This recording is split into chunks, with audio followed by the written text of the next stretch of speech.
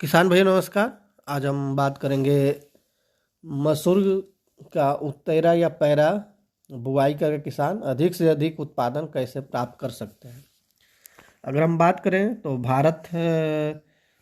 में मुख्य रूप से बिहार, झारखंड और पूर्वी उत्तर प्रदेश में इस विधि से किसान मसूर की बुआई करते हैं। तो ये उत्तरा या पैरा विधि क्या कहते हैं कि जब हमारा धान के फसल के कटाई के से 10 से 15 दिन पहले खड़े ही फसल में मसूर का बीज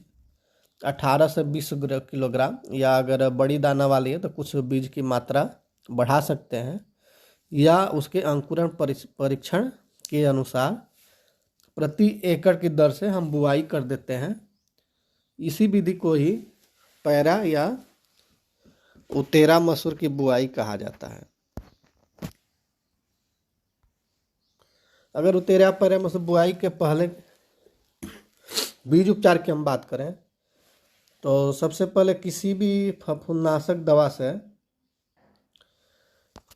चाहे कार्बेंडाजिम हो, बेविस्टिन हो, थीरम हो, 2 ग्राम प्रति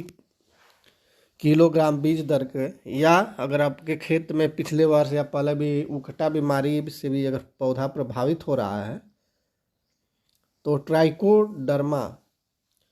वीरिडी 5 ग्राम प्रति किलोग्राम बीज से बीज को उपचारित कर लेना है। उसके बाद राइजोबियम कल्चर और पीएसबी से भी 5-5 ग्राम प्रति किलोग्राम बीज को उपचारित करने के बाद बीज को बुआई करना चाहिए। अगर हम राइजोबियम कल्चर का प्रयोग करते हैं तो ये हमारे वातावरण से नाइट्रोजन फिक्सेशन में एक सहायक रोल उत्पादित करता है। साथ ही पीएसबी जो हमारी धान के फसल में जब डीएपी की मात्रा हम अधिक प्रयोग किए तो फास्फोरस जो खाद होता है वो मोबिलाइज नहीं होता है, तो पीएसबी से बीज उपचारित करने के बाद वो हमारे पौधों को फास्फोरस भी उपलब्ध कराने में सहायक होता है।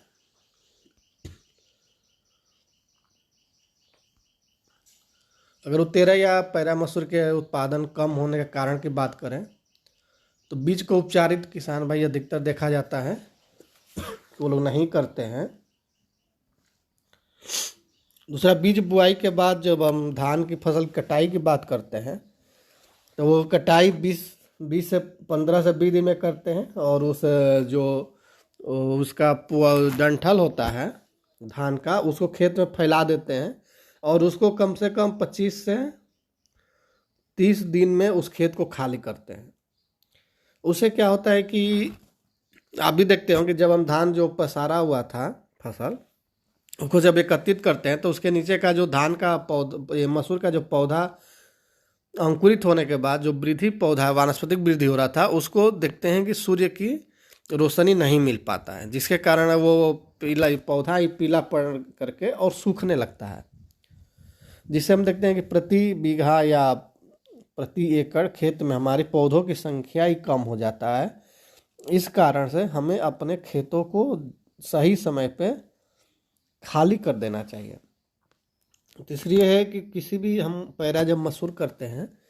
तो उसमें किसी प्रकार का हम पोषक तत्व पौधों को नहीं देते हैं, जबकि किसी भी फसल को जब अंकुरित होता है और जब उसकी कटाई होती है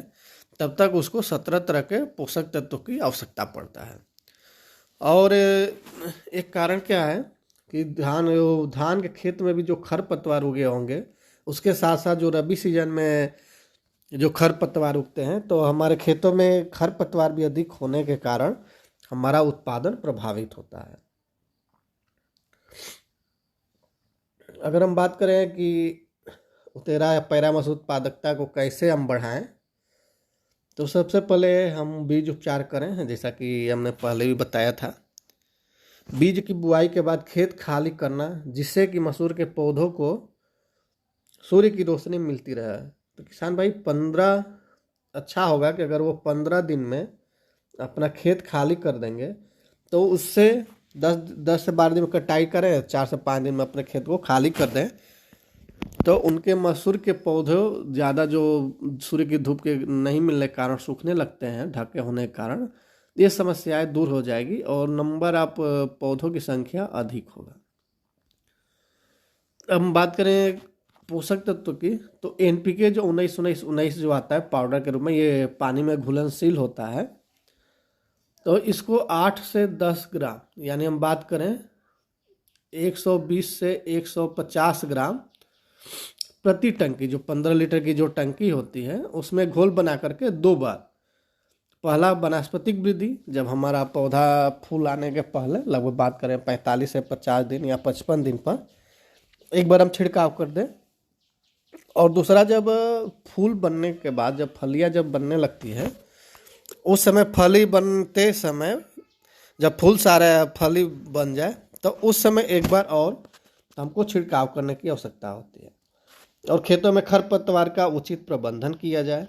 तो ये हमारा उत्पादन मसूर का पैरा या उतेरा विधि में भी हम ज़्यादा से ज़्यादा उत्पादन ले सकते हैं। अगर किसान भाइयों आपको ये वीडियो मेरा अच्छा लगे तो कृपया लाइक, सब्सक्राइब और शेयर अवश्य कीजिए। धन्यवाद।